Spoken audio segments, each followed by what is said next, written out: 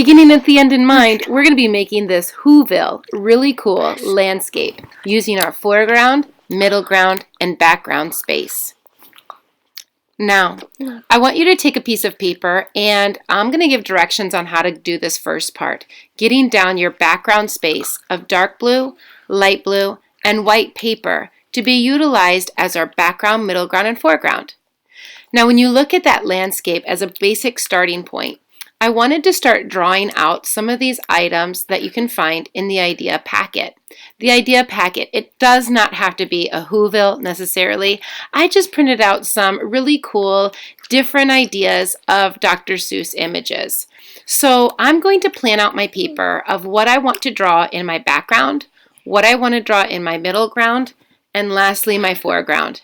And in each of these three spaces, I'm thinking about the size of the objects that I draw. So I'm going to go through my packet once more and just start planning out and thinking right now.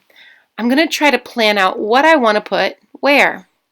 So as you can see, I've got an image of thing 1 and thing 2 right beside me.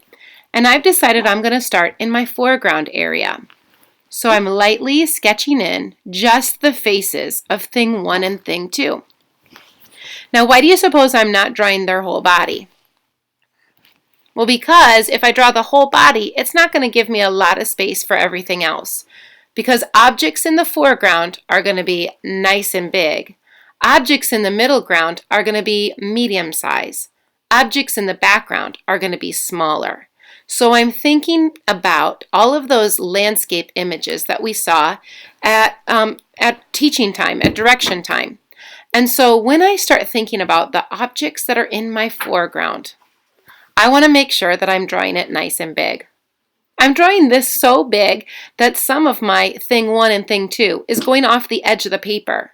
So when I glue it down to my end in mind, or my background paper, my landscape that I created by tearing my papers, I'm thinking about putting it onto the side so that it looks like it connects to my picture. So I'm going to go ahead and let you see the rest of my drawing of my foreground or my images that I want to draw. This is going to be the part where I probably have the most amount of detail, and I'm trying to draw it nice and big so that everyone can see the details and the people that I'm creating in my foreground area. Nice and large.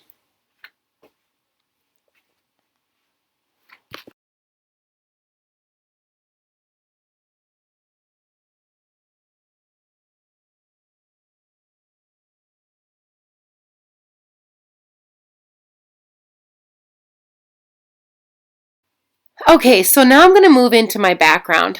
You can go anywhere you want to. If you want to start in the background and then move to middle ground and then foreground, there's really no right or wrong. But I was thinking as I got started on my background, I wanted to show you. I made a mistake. I'm like, oh my goodness, this is going to be way too many details, and my Grinch is way too big for the space that I want to put in my background. So because my background items are so far away, I want to draw it nice and small. I will have little to no detail. And so I thought my Grinch might be better suited for my foreground or possibly my middle ground. Background objects are going to be further away and little to no detail. And then as they get closer to the viewer, then I'll have more detail and bigger pieces or a bigger drawing. I'm going to go ahead and use also one of the houses for my middle ground. You don't have to do a house. You don't even have to make any of the ideas from the Whoville handout. You might want to put like a snowman or maybe a tree or maybe a cabin. You can make your landscape any way that you want to. I just felt like a Whoville might be kind of fun, a little bit playful, and a little bit more characteristic of our foreground, middle ground, and background. But the ideas are endless. This is your landscape. Create it the way you want to create it. Okay, so once again, I just wanted to reiterate. Background is going to be small, middle ground is going to be medium, foreground is going to be nice and large. Once you're done drawing your images, take a black Sharpie and outline everything with black. It really makes all of your details stand out. When you move into coloring, you can color with marker to outline, like I'm doing here.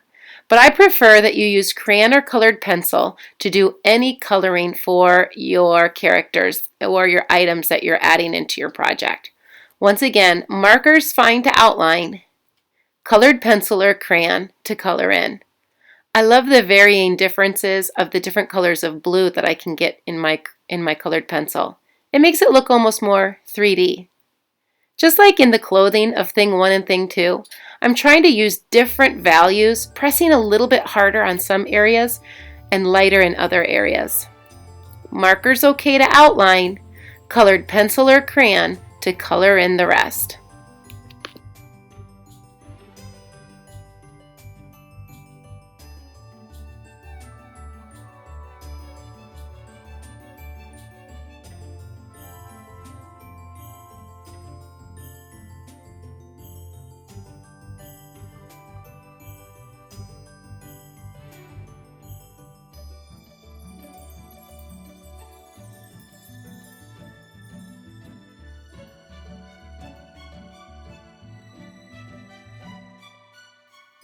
Now that I've got all of my foreground, middle ground, and background drawn, colored, I'll now go ahead and begin cutting out my items.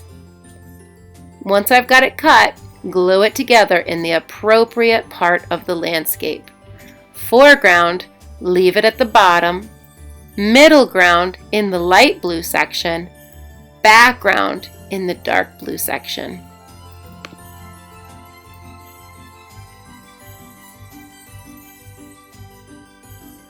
Now, once I finished gluing down my foreground, middle ground, and background, I decided to take some oil pastels and make it a little bit more interesting.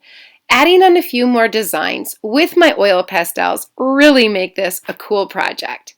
I love how items start to stand out, look more realistic, and just give it a little bit more additional items to add to my project.